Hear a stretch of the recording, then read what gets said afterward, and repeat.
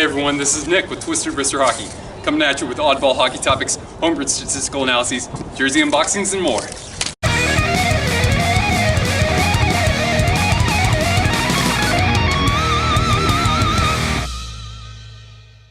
Hey everyone, welcome back to another Twisted video. Today I'm going to be giving you my top 10 NHL journeymen of all time. Now when I say a journeyman, I'm talking about somebody who never really settled with one team. If you look at the all-time leaders in goals and games played, you'll see guys like Wayne Gretzky, Bobby Orr, Bobby Hull, yes, of course, Bobby Hull, Gordie Howe, and these guys either played with one team for most of their career, or they split it up maybe among two teams. So Gretzky, all-time leader in points, of course, he played mostly for the Oilers and for the LA Kings. So I wanted to really focus on somebody who had never spent more than about 5 years with one team, and they bounced around to 4 or more teams. So there are some guys on here like, there are some guys I left off the list like Doug Gilmour, who unfortunately didn't make the cut. I think that Doug Gilmour, if you really define his career, it's mostly with the Toronto Maple Leafs. In the comments below, please let me know if I left anybody off this list. There are a few guys I wanted to put in here like Matt Cullen, Bill Guerin, Roman Hamrlik, Ray Ferraro, Sean Burke. I mean, they almost made the cut, but not quite. So this is just my top 10 list. I know that there's nothing that I can really say actually makes this list correct. So it's entirely subjective. I just want to have some fun with this, and I really want to spotlight careers of players that, they might not be all-time the leaders in certain categories, but nonetheless, they put up some pretty amazing careers. They won Stanley Cups. Some of them are in the Hockey Hall of Fame. So let's have some fun with this, ladies and gentlemen. Let's go. Okay, everybody, so we're going to begin our countdown with a goaltender, Dwayne Roloson. He was undrafted. He played for Calgary initially, then he bounced around to Buffalo, Minnesota, Edmonton, the Islanders, and finally Tampa. Now, he didn't actually see his first NHL action until he was 27, but he played all the way until he was 42 years old. That's pretty impressive, isn't it? He only had 227 wins, but he was only on a playoff team 4 times. So the guy, he was a good player, but he was on quite a few bad teams. Despite that, he had a 2.72 goals against average and a 908 save percentage. So not remarkable, but given the fact that he was playing for bad teams, that's actually pretty good. He's 46th all-time in games played by goaltenders with 606, and he recorded 29 shutouts. Now, maybe his best season was 05-06 when he was with the Edmonton Oilers. In the playoffs that year, he went 12-5 with a 2.33 goals against and a 927 save percentage. Now, I personally was kind of victim to Dwayne Roloson and the Oilers as a Sharks fan. In the second round, the Sharks had a 2-0 series lead, and Roloson was just standing on his head night after night. He stole the show. It was remarkable. And even in the round before that, the Oilers, who were an 8th seed, they beat the number 1 seed Detroit Red Wings. I mean, the Red Wings were supposed to win that just, in a sweep, essentially. And anyway, Roloson never actually won a Stanley Cup. He got to Game 7 that year. And it was unfortunate because he was actually hurt during the Stanley Cup Finals. But nonetheless, very good career. Again, for him to play all the way until 42, pretty remarkable. At number 9, I've got Jason Arnott. Now, Jason Arnott was the 7th overall pick in 1993 by Edmonton.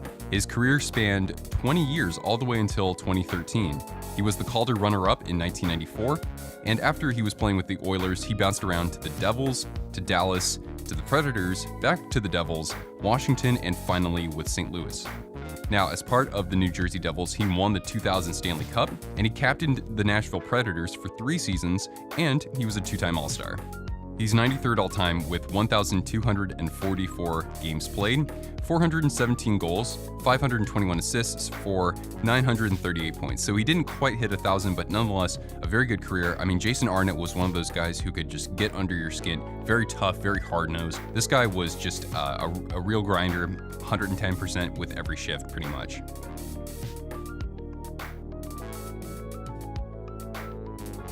After 5 seasons in LA, he played with Philadelphia, Quebec, St. Louis, Ottawa, back to St. Louis, back to the LA Kings, back to Philadelphia, and finally with the Detroit Red Wings, finishing his career with winning the Stanley Cup with the Detroit Red Wings in 2001-02. He was a 3-time All-Star, and among defensemen, he's 20th all-time in scoring. He played in 1,113 games. He had 227 goals. That's pretty good for a defenseman. 525 assists for 752 points. At number 7 on my list, I've got goaltender Nikolai Khabibulin. He was drafted 204th overall in 1992 by the Winnipeg Jets, who then became the Phoenix Coyotes. Khabibulin played from 1994 all the way until 2014 in the NHL. He started with the Winnipeg Jets, who moved to Phoenix. Then he went to Tampa Bay, Chicago, Edmonton, and then very briefly for Chicago at the end of his career. But although that's not too many teams for a journeyman, he was actually out of the NHL for nearly 2 years after a contract dispute with Phoenix in 1999. So what happened was Khabibulin actually played in the IHL, which was an amateur league. He played in Long Beach, California, and he won league MVP. And then he didn't actually appear in the NHL again until March of 2001. So this guy had been out of the NHL for nearly 2 whole seasons, and he was traded to the Tampa Bay Lightning. And then just 3 seasons later, he led them to the Stanley Cup in a 7-game series over Calgary. So this guy just went from kind of a forgotten goaltender, and then he was basically on top of the hockey world in 2004. He's 16th all-time in games played by a goaltender with 799. He racked up 333 wins, which is 23rd, and he also notched 46 shutouts, with a lifetime 2.72 goals against. At number 6 on our list, we've got defenseman Mathieu Schneider. Schneider was the 40th overall pick in the 1987 draft by Montreal. He played all the way until the 2009-2010 season, so that's pretty remarkable. He basically played from the time I was born to the time I got out of college, so unbelievable.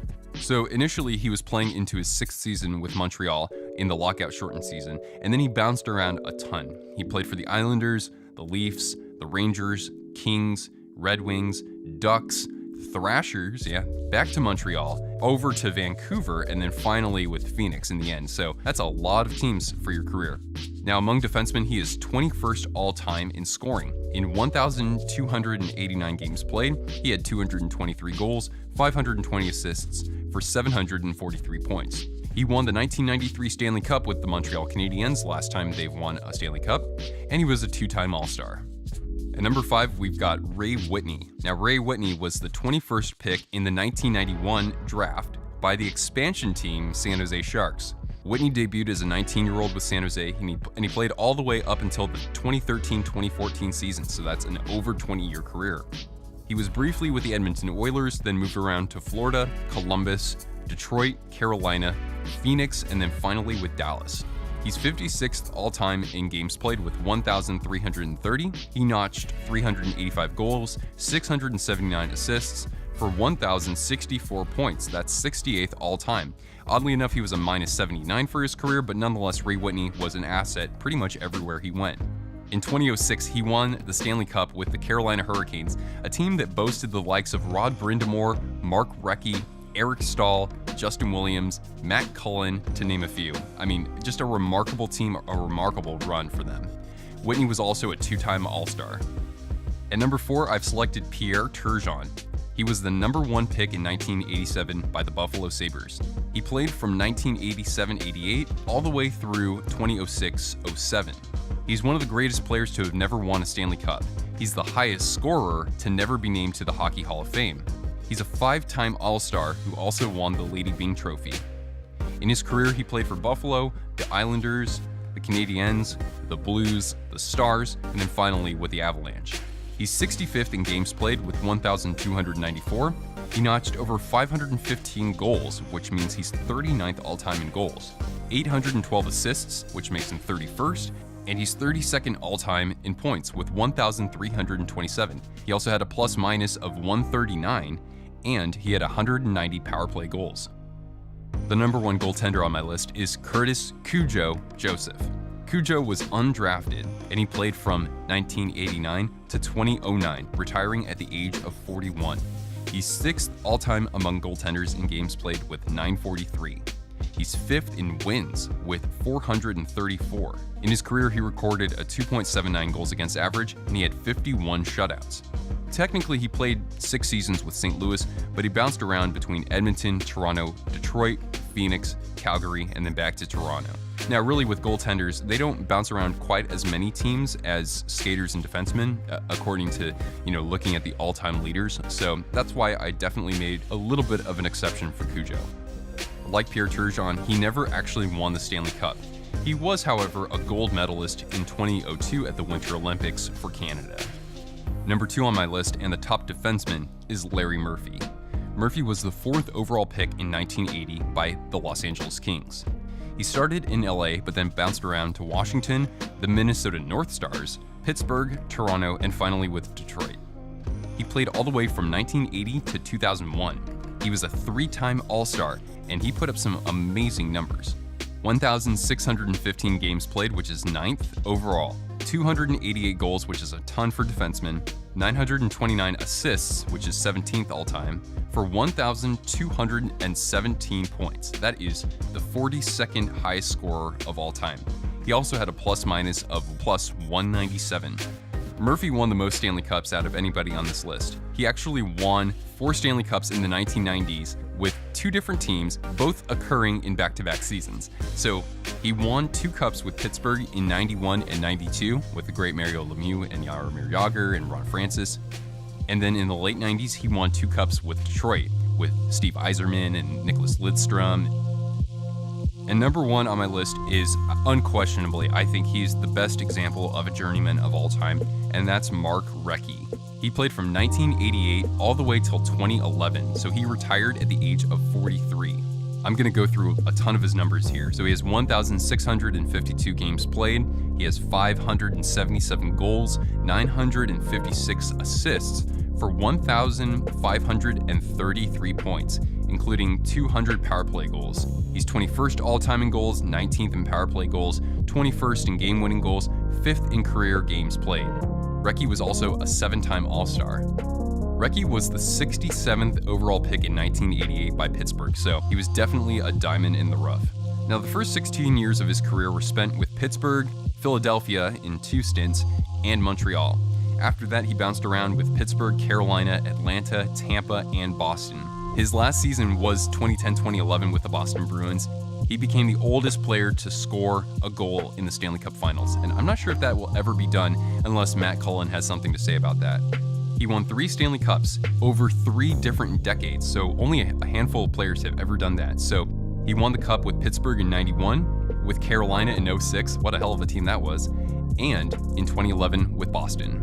He was actually part of the coaching staff for the Penguins when they won their Cups back-to-back in 2016 and 2017. Now let's look a little bit more in depth at the various records of Mark Recchi.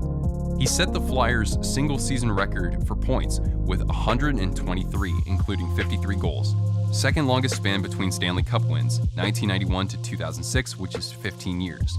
He's the oldest player to record 5 assists in a game, which was March 1st, 2009, at over 41 years old.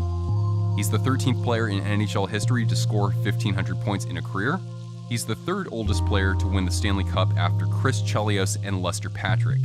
He's only one of 11 players to win the Stanley Cup with 3 teams, and he's the 8th player to win a Stanley Cup in 3 decades, as I mentioned earlier, 91, 2006, and 2011.